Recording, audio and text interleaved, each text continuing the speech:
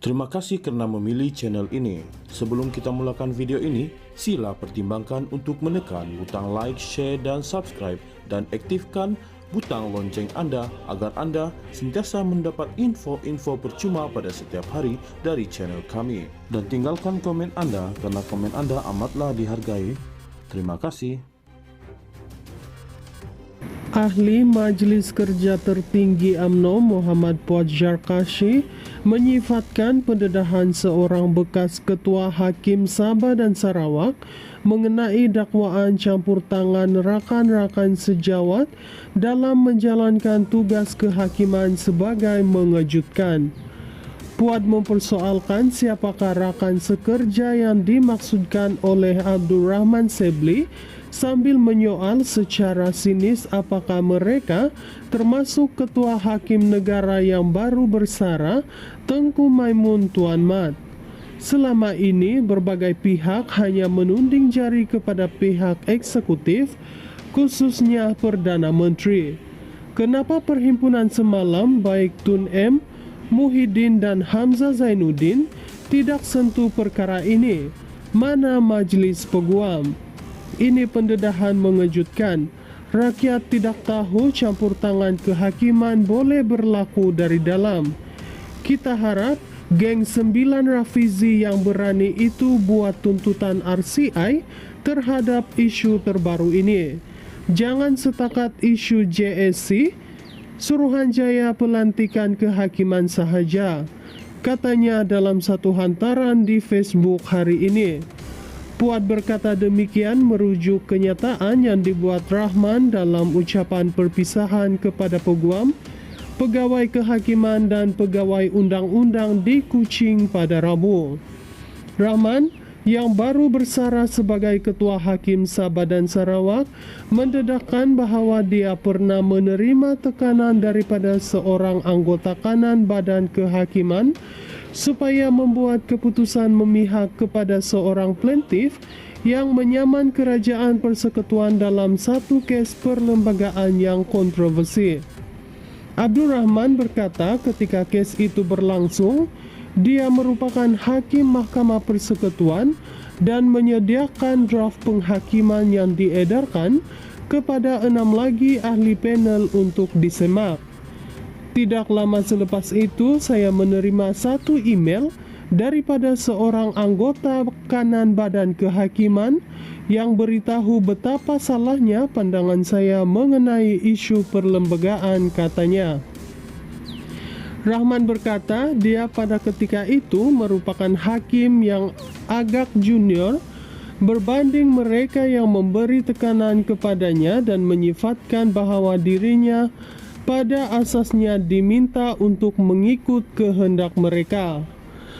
Rahman turut mencadangkan bahawa mereka yang ingin mengetahui lebih lanjut mengenai kes tersebut boleh merujuk kepada penghakiman yang dimuatkan dalam sebuah buku yang dilancarkan pada malam itu.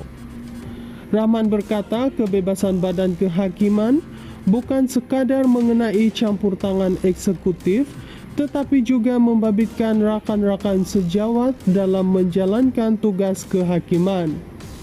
Tekanan rakan sekerja boleh menjadi satu kuasa besar dalam Badan Kehakiman dan berpotensi mempengaruhi keputusan kehakiman serta keseluruhan pentadbiran keadilan, katanya.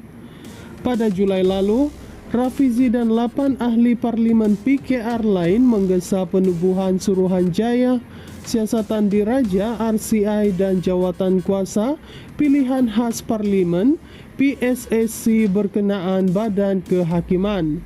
Mereka menyatakan kebimbangan mengenai isu pelantikan hakim yang didakwa mirip kepada episod VK Lingam pada pertengahan 2000-an yang akhirnya membawa kepada penubuhan JSC pada tahun 2009.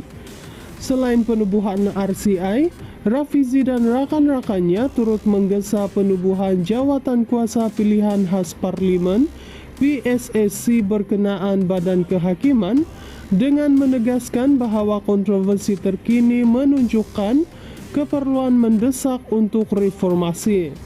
Terdahulu, bekas peguam negara Apandi Ali turut menggesa siasatan dijalankan terhadap dakwaan tersebut. Ahli Majelis Kerja Tertinggi UMNO Muhammad Puad Zarkashi menyifatkan pendedahan seorang bekas Ketua Hakim Sabah dan Sarawak mengenai dakwaan campur tangan rakan-rakan sejawat dalam menjalankan tugas kehakiman sebagai mengejutkan.